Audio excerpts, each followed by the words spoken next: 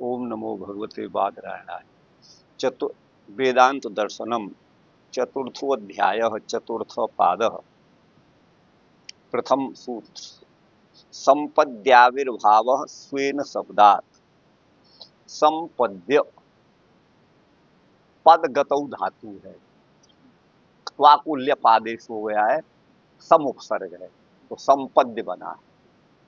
संपद्य माने सम्यक प्रकार से गति जिसकी हो गई है, अर्थात सम्यक गति के द्वारा सम्यक गति परब्रह्म विषय गति को ही सम्यक गति कहा जा सकता है। तो परमात्मा धाम में यद्यपि परमात्मा तो सर्वत्र विद्यमान है, लेकिन बीच में जो माया का आवरण है उसका विच्छेद होने के बाद, उसके हटने के बाद में परमात्मा का स्वरूप प्रकाशित होता है। तो वही परमात्मा स्वरूप का साक्षात्कार करके संपद्य सम्यक प्रकार से परमात्मा के पास पहुंचकर आविर्भाव जीवात्मा का अपना जो वास्तविक स्वरूप है, चेतन, अमल और त्रिगुण से परे, दोषों से रहित जो भी आत्मा का अपना स्वरूप है, वह स्वयं माने अपने वास्तविक स्वरूप से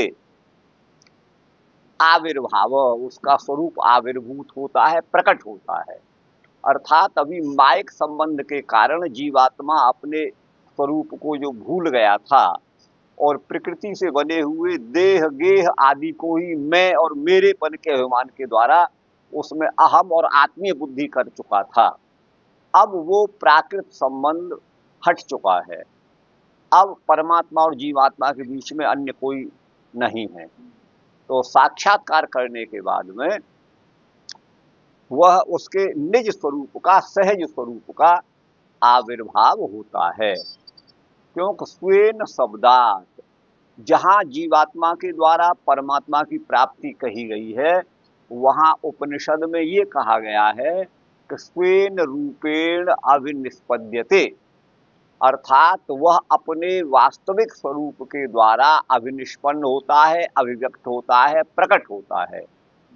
तो वही बात भगवान बादरायण इस सूत्र के द्वारा कह रहे हैं। संपद्य परमात्मा को प्राप्त करके आविर्भाव जीवात्मा के अपने वास्तविक स्वरूप का, शुद्ध चेतन अमल सहज सुखराशि स्वरूप का जो है प्राकट होता है। क्योंकि स्वेन शब्दात, जहाँ जीवात्मा के मोक्ष की अथवा परमात्मा की सन्निधि की बात कही गई है, वहाँ पर स्वेन शब्द का प्रयोग किया गया है, अर्थात वह अपने निज वास्तविक रूप में ही अभिव्यक्त होता है। वही भगवान निम्बारकाचार्य लिखते हैं, जीवो अर्चिरादिकेन मार्गेण, अर्चिरादि मार्ग के द्वारा, आदि पद से यहाँ पर अर्ची से फिर जो है शुक्ल पक्ष लिया जाएगा और शुक्ल पक्ष का अभिमानी देवता लिया जाएगा, उत्तरायण लिया जाएगा, षणमास उत्तरायण, उसके बाद ये सब लिया जाएगा। तो वो जो है उसका अर्ची आदि मार्ग के द्वारा परम संपद्य, परम ब्रह्म परमात्मा को प्राप्त करके स्वाभाविकेन रूपेण, जीवात्मा का अपना सहज स्वाभाविक अकृत्रिम अबनावटी जो स्वाभाविक रूप है, उसके द्वारा वह आविर्भूत होता है, प्रकट होता है इति। तो बोले ये आपने कैसे कहा, क्या प्रमाण?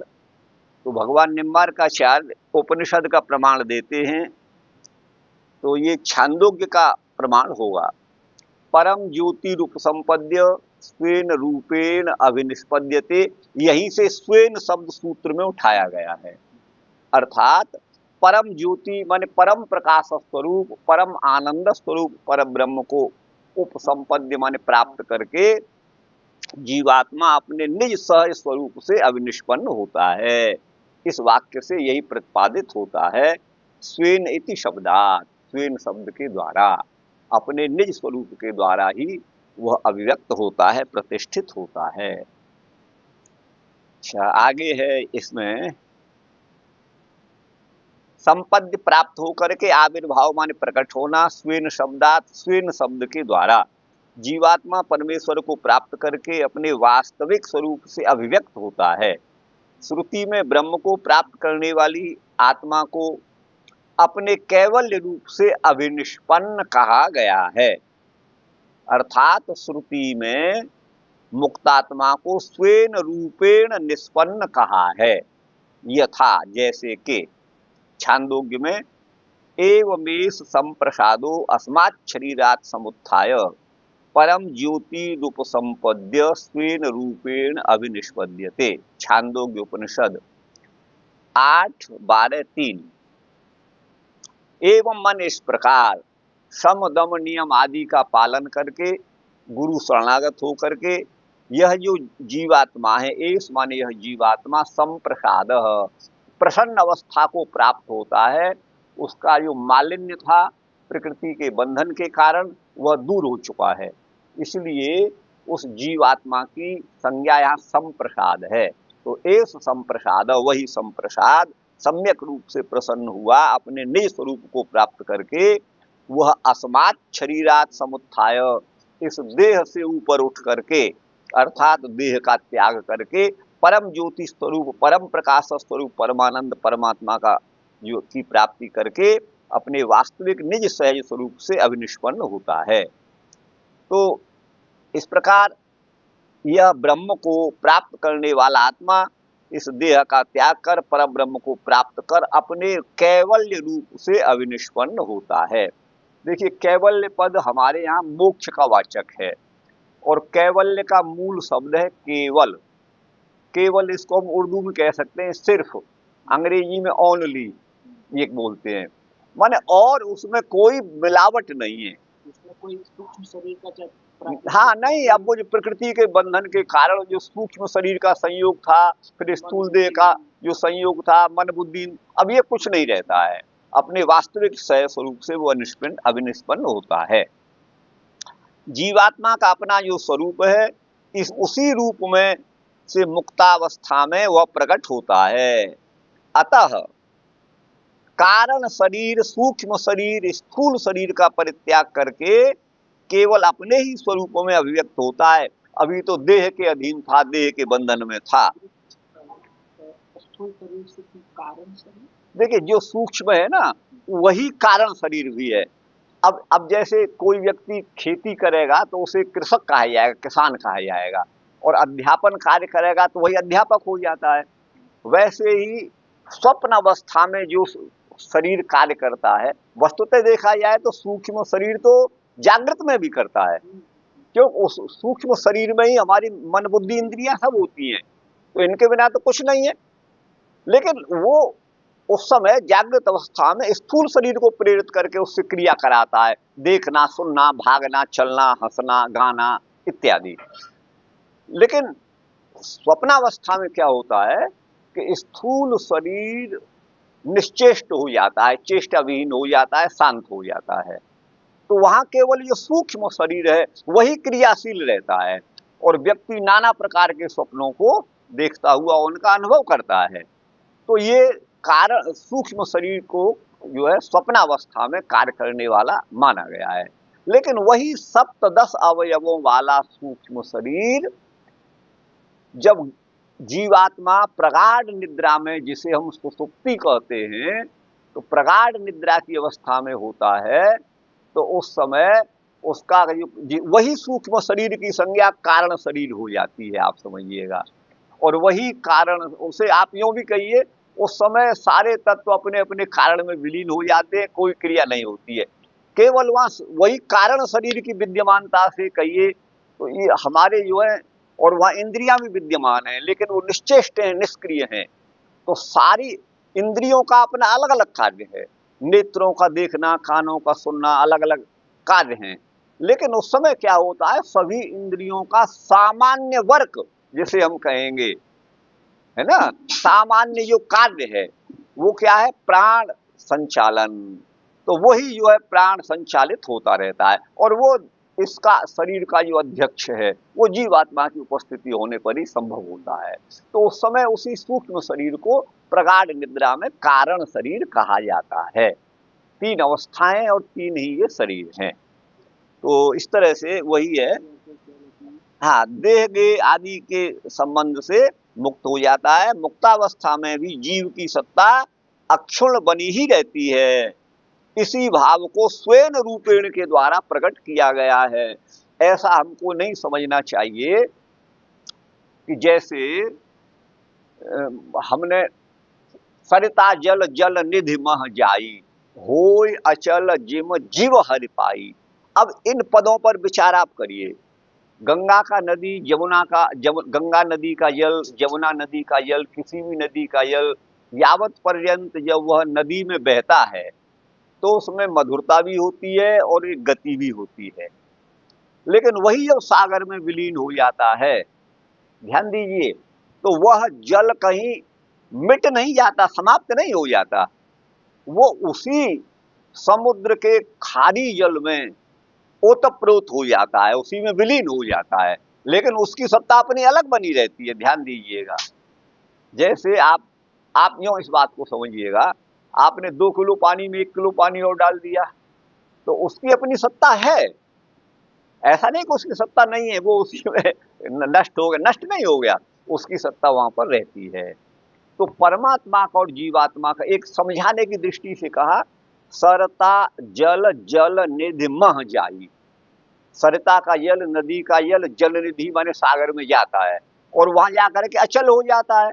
ठीक कैसे? जैसे जीव हरि को पा करके अचल हो जाता है, तो नदी का पानी वहां जाके स्थिर होगा, ये तो बात समझ में आ रही है। लेकिन जीवात्मा परमात्मा में मिलके जाकर के उसके पास कैसे अचल हो गया? तो वो इसका भाव ये है कि अभी अपने कर्मानुसार नाना योनियों में सुख दुख भोग रहा था, अब इस संसार में उसका आवागमन नहीं होता है, अब वो अचल हो गया, अपने स्वरूप में अभिनिष्पन्न हो गया, स्थित हो गया, अपने स्वरूप में वो रहता है। तो परमात्मा के सानिध्य में वो रहता है। अन्यथा तो आप ये मानेंगे कि परमात्मा में मिल गया, उसकी अपनी सत्ता मिट गई, ऐसा संभव नहीं है। अगर आप जीव की सत्ता का अभाव मानेंगे मुक्ति में, तब तो जीव को सनातन नहीं कहा जा सकता, नित्य नहीं कहा जा सकता।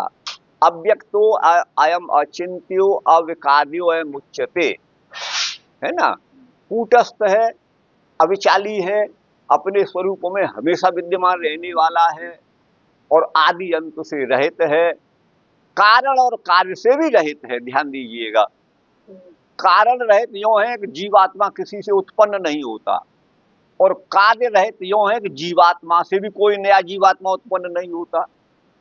तो इसलिए ये जीवात्मा अविनाशी है, चेतन अमल सहज सुख राशि ईश्वर अंश जीव तो फिर अविनाशी नहीं रहेगा। अगर आप ये मानेंगे कि वो तो परमात्मा में विलीन हो गया, तब तो उसका विनाश हो गया, ऐसा नहीं होता।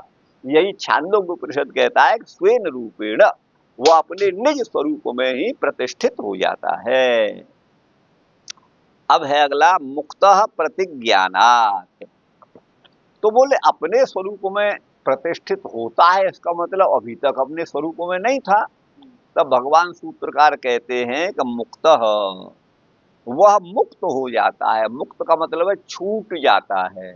काय से छूट जाता है? प्रकृति के बंधन से। प्रकृति का बंधन क्यों हुआ? कि हमारे अनादिकाल से चले आ रहे कर्म संस्कारों बस हमको विभिन्न योनियों में जन्म लेना पड़ा, और जब उनका फल हमने भोग लिया, हम निष्काम हो गए, परमात्मा की कृपा हो गई, अपने सम दम नियम आसन आदि के द्वारा, गुरु कृपा के द्वारा, भगवत कृपा के द्वारा हमने अपने स्वरूप को पहचाना, परमात्मा को जाना, तब वह प्रकृति के बंधन से मुक्त होता है। मुक्तः प्रतिज्ञानात्, जैसा कि शास्त्र में कहा गया है। ठीक है ना? तो वही है, बंधनात् विमुक्तः एव अत्र स्वेन रूपेण अभिनिष्पद्यते। छांदोग्य में जो ये कहा गया वह अपने स्वरूप में अभिनिष्पन्न होता है, प्रतिष्ठित होता है। तो इसका क्या तात्पर्य है? तो बोले बंधन से मुक्त होने पर जो अभी प्रकृति के संपर्क में था, सूक्ष्म स्थूल कारण शरीर के संपर्क में था, अब वह उसका छूट चुका है। इत्युच्यते कुतः यह आत्मा अपहत पापमा इत्यनुक्रम्य। उपनिषद में कहा गया जो आत्मा है वो अपहत पापमा, पाप पुण्य आदि से रहित है। यहाँ पाप शब्द पुण्य का भी वाचक है। यह आत्मा अर्थात पाप पुण्य माने धर्म और अधर्म से रहित है। इसमें प्राकृत तत्व कोई भी नहीं है। इत्यनुक्रम में यहां से प्रारंभ करके एतम त्वेव ते भूयो अनुव्याख्यास्यामि, उपनिषद में ऋषि अपने शिष्य से कहते हैं एतम तु एव, मैं इसी रहस्य को ते माने तुमसे, भूय माने पुनः, अनुव्याख्यास्यामि इसकी व्याख्या करूंगा, ऐसी प्रतिज्ञा की गई है। तो मुक्त आत्मा ही अपने निज सहज स्वरूप से अविनिष्पन्न होता है। मुक्त प्रतिज्ञानात् प्रतिज्ञा वचन से, प्रजापति के प्रतिज्ञा वचन से ज्ञात होता है कि ब्रह्म साक्षात्कार आत्मा अपने वास्तविक रूप से अविनिष्पन्न होता है। कैवल्य पद को प्राप्त कर आत्मा प्राकृत स्थूल सूक्ष्म देह से मुक्त होकर अपने ही स्वरूप से ब्रह्म को प्राप्त कर अवस्थित हो जाता है। सांसारिक अवस्था में, जागृत, स्वप्न, सुषुप्ति अवस्थाओं में नाना विध क्लेशों से आक्रांत रहता है, किंतु मुक्त अवस्था में क्लेश कर्म आदि से मुक्त हो जाता है। मुक्तात्मा तीनों अवस्थाओं के दोष से रहित आत्मा ही व्याख्येय है, ऐसी प्रतिज्ञा करके यहाँ श्रुति में कहा गया है कि अशरीरम वावसंतम न प्रिया प्रिय स्पृशतः। जब शरीर बंधन से जीवात्मा मुक्त हो जाता है तो अशरीर अवस्था को प्राप्त हुए उस चेतन जीवात्मा को प्रिय और अप्रिय, सुख और दुख स्पर्श नहीं करते, लौकिक सुख दुख स्पर्श नहीं करते। शरीर बंधन से विनिर्मुक्त आत्मा को प्रिय एवं अप्रिय माने सुख दुख का स्पर्श नहीं होता, लौकिक सुख दुख का, बाकी परमात्मा आनंद की तो प्राप्ति होती है। मुक्तात्मा अपने स्वरूप से अविनिष्पन्न होकर रहता है, तथा आगे वहीं पर कहा गया है स उत्तम पुरुष स तत्र पर्येति, वह परब्रह्म परमात्मा उत्तम पुरुष कहा गया है। जीवात्मा को पुरुष और परमात्मा को पुरुषोत्तम, उत्तम पुरुष, उत्तम पुरुषस्त्वन्य, वो तो अन्य ही है। भगवद गीता 15वां अध्याय, उत्तम पुरुषस्त्वन्य परमात्मेत्युदाहृत, जिनको परमात्मा भी कहा गया है।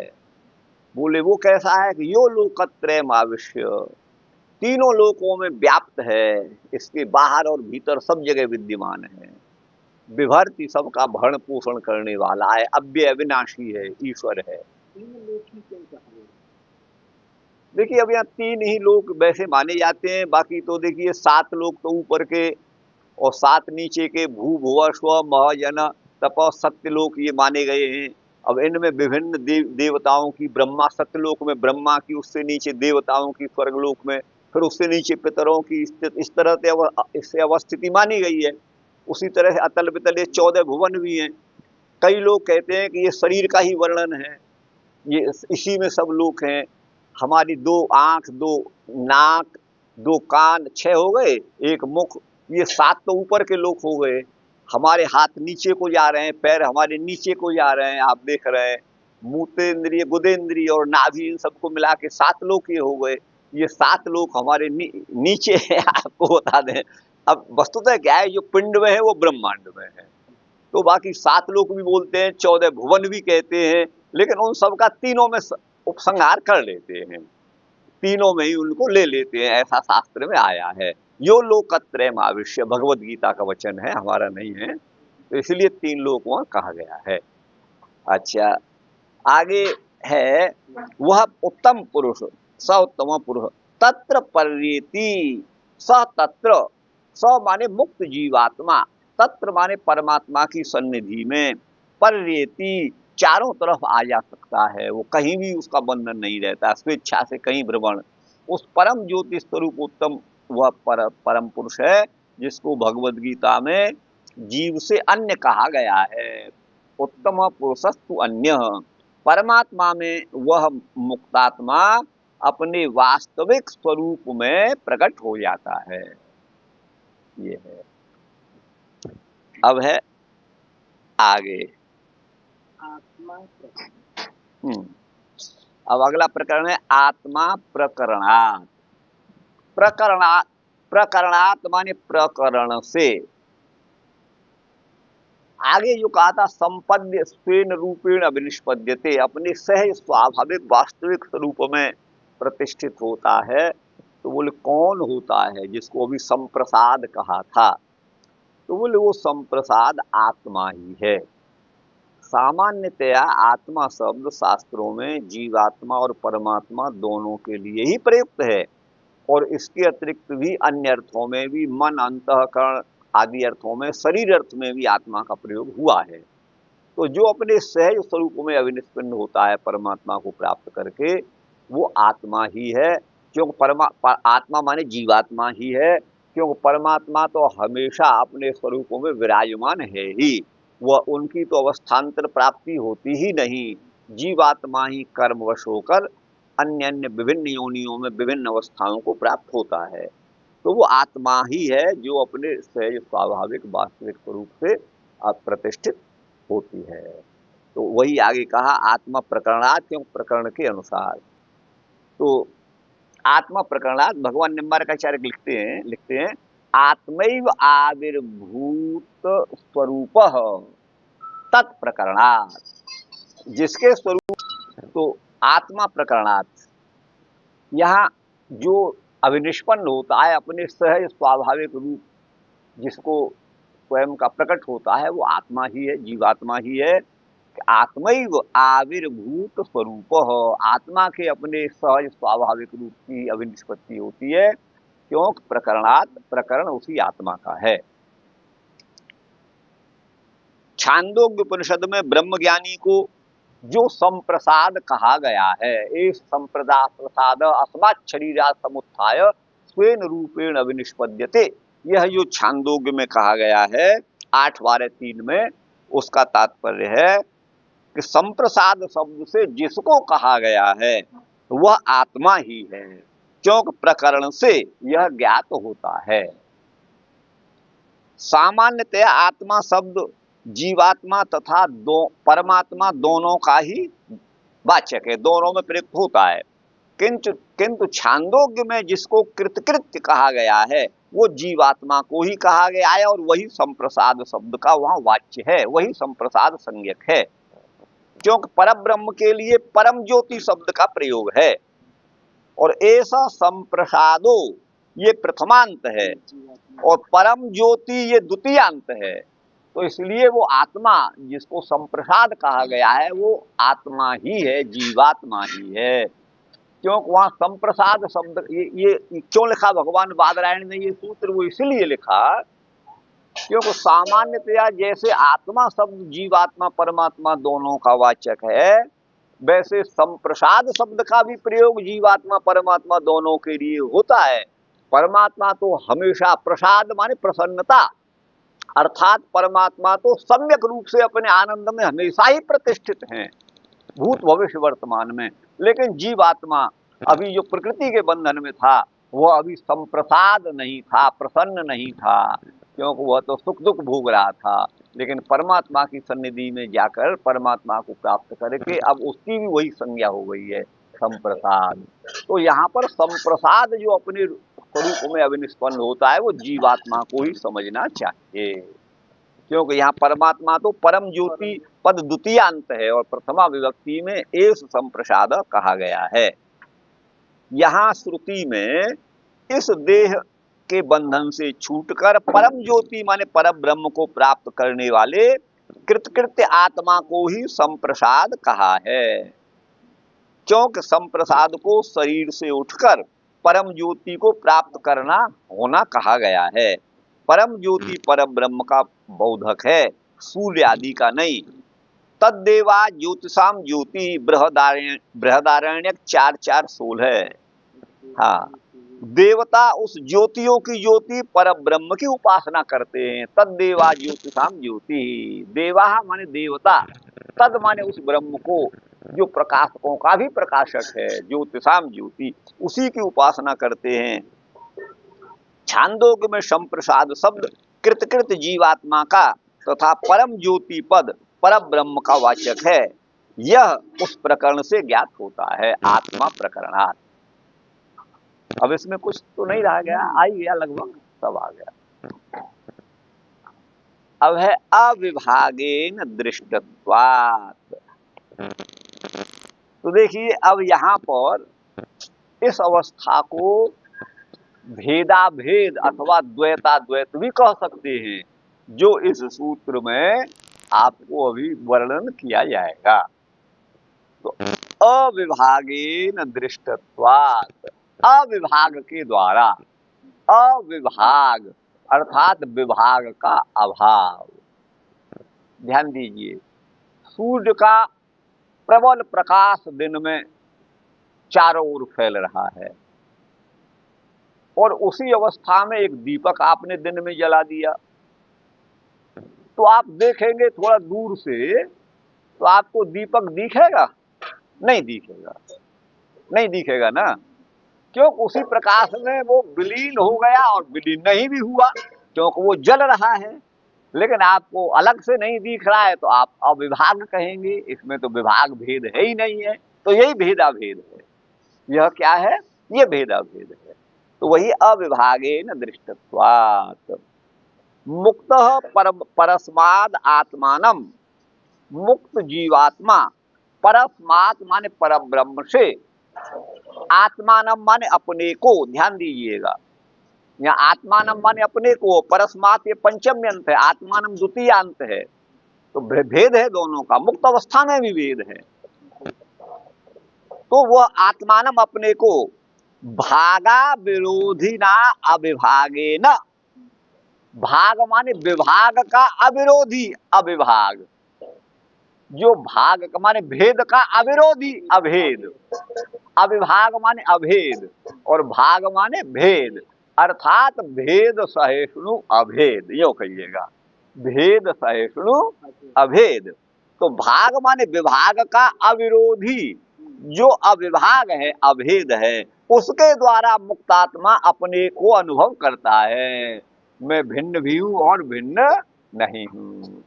भिन्न में इसलिए हूं तो मुझ में सृष्टि कर्तृत्व आदि नियामकता नहीं है, मैं सृष्टि का निर्माण आदि संहार आदि नहीं कर सकता।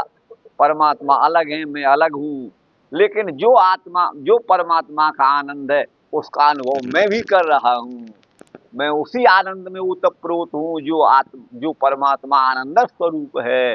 तो यहाँ भेद सहिष्णु अभेद, इसी को भेदा भेद कहा गया है। आपको यह समझना चाहिए कि हो सकता है भगवान निम्बार्काचार्य का जो द्वैताद्वैतवाद है अथवा भेदा भेद है, वह इसी सूत्र को लेकर उनके मस्तिष्क में रहा होगा और उन्होंने अपने सिद्धांत का नाम भेदा भेद अथवा द्वैताद्वैत दिया होगा। अविभागेन दृष्टत्वात्। हाँ, ये तो मैं अभी आपसे मेरे मन में आई कि आपको अन्य आचार्यों का भी सुनाऊं। अन्य अत्र किम वदन्ति इत्यपि द्रष्टव्यम, यद्यपि मैं तो दृष्टम अन्य आचार्य के मुक्तम तथापि हम माने भवते अधुनैव प्रदर्शयामि। तो अभी आपको दिखाऊंगा। तो अब यहाँ देखिए, तत्त्वस्य, वह तो, तत्तु वह तो माने तो, अस्य माने जीवात्मा का, तदानीम अपरोक्षतो दृष्टत्वात्, जीवात्मा परमात्मा को अपरोक्ष, परोक्ष माने इंद्रियों से ओझल और अपरोक्ष माने सामने प्रत्यक्ष, अपरोक्ष माने प्रत्यक्ष, तो प्रत्यक्ष दृष्टत्वात् अपरोक्षतो दृष्टत्वात्, अपरोक्षतः माने प्रत्यक्ष रूप से, दृष्टत्वात् परमात्मा का दर्शन वो जीवात्मा करता है। अपरोक्ष का मतलब प्रत्यक्ष। देखिए परोक्ष शब्द कैसे बना वस्तुतः, इसकी व्युत्पत्ति आप देखेंगे तो अक्षणः परम, जो आंखों से ओझल है, आपके पीछे क्या हो रहा है, आपके वृंदावन में इस समय क्या हो रहा है आप नहीं देख पा रहे हैं, तो वो घटना जो भी हो रही है आप जिसे नहीं देख रहे हैं वो आपके लिए परोक्ष है, तो परोक्ष है, वो परोक्ष हो गया। अक्षणः परम, परोक्ष में मूल शब्द है पर और अक्षी, अक्षी माने नेत्र, अक्षी से जो परे है, हाँ परे है, जो आंखों से परे है। तो अपरोक्ष जो परोक्ष नहीं है अर्थात प्रत्यक्ष सामने, तो उस समय अपरोक्ष रूप से दृष्टत्वात् परमात्मा उसके लिए दृष्ट है। शास्त्रस्यापि एवं, शास्त्र भी यही कहता है दृष्टत्वात्, वह जो है परमात्मा का साक्षात दर्शन करता है, उनके जीव के, मुक्त जीव के और परमात्मा के बीच में कोई भी पर्दा, कोई भी वो नहीं रहता है, अवरोधक नहीं रहता है। अविभाग से अपने को, मैंने दीपक और सूर्य का जो कहा उसी रूप में आप समझिए, यही भेदा भेद है। अब यहाँ इसमें जो मैंने लिखा है उसे आप समझिए, फिर अन्य आचार्यों का आपको मैं इस पर दिखाऊंगा। अविभाग से दृष्टत्वात्, देखा हुआ होने से, मुक्तावस्था में जीवात्मा अभिव्यक्त रूप से ही परमात्मा के साथ विद्यमान रहता है, ऐसा श्रुति में देखा जाता है। ज्योति रूप संपद्य, ज्योति को प्राप्त करके, यहाँ ये कहीं नहीं लिखा कि उसी में विलीन हो गया, ऐसा नहीं है। स्वयं रूपेण, अपने रूप में रहता है वो। प्रकाश स्वरूप ब्रह्म को प्राप्त कर, ज्योति प्राप्य है तथा मुक्तात्मा प्रापक है। प्राप्य और प्रापक में भेद है। अतः प्राप्य प्रापक में भेद होते हुए भी ब्रह्म के साथ अविभक्त रूप से ही मुक्तात्मा विद्यमान रहता है। चलाइए नवल किंग को। तो ब्रह्म के साथ अविभक्त रूप से ही मुक्तात्मा विद्यमान रहता है। सूर्य ज्योति, सूर्य प्रकाश में प्रज्वलित दीपक का प्रकाश, वही दृष्टांत मैंने आपको दिया था। हाँ, तो इस पे तो मैंने लंबा लिखा है। महान सूर्य प्रकाश में विलीन हुआ प्रतीत होता है, तथापि दीपक की सत्ता सूर्य से पृथक अवस्थित रहती है। इसी प्रकार ब्रह्म को प्राप्त कर मुक्तात्मा भी परमात्मा के प्रकाश से अभिभूत होता हुआ पृथक रूप से विद्यमान रहता है। उसी प्रकार स तत्र पर्येति, छांदोग्य 8:3, वह मुक्त पुरुष परमात्मा में सब ओर संचरण करता है। यहाँ ब्रह्म को सप्तम्यंत तथा जीव को प्रथमा विभक्ति में उसका प्रयोग किया गया है। स तत्र, स माने वह जीवात्मा, तत्र सप्तम्यंत है, आप समझ गए ना, उस परमात्मा में। तत्र माने उस परमात्मा में, और अत्र माने इस परमात्मा में। ये सप्तम्यंत है। ये सप्तम्यास्त्रल से त्रल प्रत्यय होकर के अत्र तत्र सर्वत्र बनते हैं। ये सप्तमी के अर्थ में हुआ है, तो ये सप्तम्यंत है। अतः मुक्ति की स्थिति में जीव ब्रह्मानंद का अनुभव करता हुआ, इसी से समझिएगा, पृथक सत्ता वाला होता है। यथा नद्य स्यंदमाना समुद्रे अस्तम गच्छन्ति नाम रूपे विहाय, तथा विद्वान नाम रूपाद विमुक्त परात् परम पुरुषमुपैति दिव्यम। मुंडकोपनिषद 3:8। जैसे प्रवाहित होने वाली नदियां, स्यंदमाना बहने वाली नदियां, ठीक है ना, अपने गंगा आदि नाम एवं रूप को त्याग कर समुद्र में विलीन हो जाती हैं, उसी तरह ज्ञानी अपने नाम एवं रूप का परित्याग कर परब्रह्म को प्राप्त होता है। श्रुति का वचन है।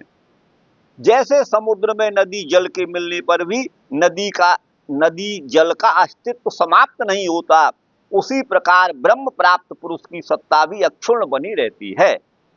नदी जल अपने माधुर्य का त्याग कर समुद्र के खारी जल के साथ मिलकर खारी हो जाता है, उसी प्रकार मुक्त पुरुष भी दुखालय जगत को त्याग कर आनंद निमग्न हो जाता है, क्योंकि परमात्मा आनंद स्वरूप है। मुक्त पुरुष का परमेश्वर से पार्थक्य ये वेदांत सूत्र 4:4-17 में स्वयं अद्वैतवादी भगवान शंकराचार्य ने भी स्वीकार किया है, वो आगे हम लिखेंगे। अतएव श्रुति में कहा गया है, निरंजन परमम साम्यमुपैति। अंजन नाम है गुरु भाई माया का। निरंजन माया से अतीत है ना, माया से जो अतीत हो चुका है, निकल चुका है माया के फंदे से, बंधन से, वो निरंजन जो जीवात्मा है, माया से रहित जीवात्मा, परमम साम्यम, परब्रह्म परमात्मा के समता को प्राप्त होता है। अर्थात जैसा आनंद स्वरूप परमात्मा है वो भी हो जाता है। तो साम्य माने समानता दो में होगी, एक की एक से समानता। तो श्रुति वहां पर साम्य कहती है, इसका मतलब दोनों की सत्ता वहां है, जीव की सत्ता नष्ट नहीं हुई। परमम साम्यमुपैति। अब ये मैंने इसका है श्रुति का वचन उपनिषद का, लेकिन कहाँ का है ये मैं नहीं कह सकता, मेरे दिमाग में था तो मैंने यहाँ लिख दिया है, बाकी है श्रुति का, इतना निश्चय पूर्वक कहता हूं। अच्छा, माया से मुक्त जीवात्मा परमात्मा के परम साम्य को प्राप्त करता है, साम्य पद का प्रयोग ब्रह्म से मुक्त की, मुक्तात्मा की पृथकता का निर्देश करता है। ब्रह्मैव सन ब्रह्माप्येति मुंडकोपनिषद 4:4-7। ब्रह्म होकर ब्रह्म को प्राप्त करता है, या ब्रह्म का मतलब है आनंद। ब्रह्म आनंद स्वरूप है, अतः मुक्तात्मा आनंद से आनंदित होकर पर ब्रह्म को प्राप्त करता है। इस श्रुति में ब्रह्म पद आनंद का वाचक है। ब्रह्मैव सन ब्रह्माप्येति, अर्थात आनंदित होकर के आनंद स्वरूप के पास रमण करता है। अनेकत्र ब्रह्म को आनंद कहा गया है। आप कहोगे कि ब्रह्म और आनंद पर्यायवाची कैसे हो गए, तो बोले यत्र नान्यत पश्यति, छांदोग 4:7-24-1 में परमात्मा को आनंद कहा गया है ना। परमात्मा आनंद स्वरूप है। सच्चिदानंद में भी आनंद स्वरूप कहा गया है। और आनंदादय प्रधानस्य, इस ब्रह्म सूत्र में भी उस परमात्मा को आनंद स्वरूप कहा गया है। जिस मुक्ति की अवस्था में मुक्तात्मा आनंद के अतिरिक्त कुछ भी नहीं देखता है, किसी ज्ञानी के मुक्त होने पर भी संसार बना ही रहता है, मुक्त सांसारिक भाव से पृथक रहता है, वो संसार से संबंध नहीं रहता, तथा ब्रह्म से भी पृथक रहता हुआ ब्रह्मानंद का अनुभव करता है। साफ हो गया गुरु भाई, ये है। अब आप इसको अन्य को देखना चाहेंगे अभी? देखना नहीं, मतलब आप इनके बारे में बताइए वो क्या है? अभी आप देख ही लीजिए, आप इसको देखिए। एक तो शायद होगा ये, ये है, इसको देखते हैं। ये इसको थोड़ा बंद कर सकते हैं आप भले। हाँ।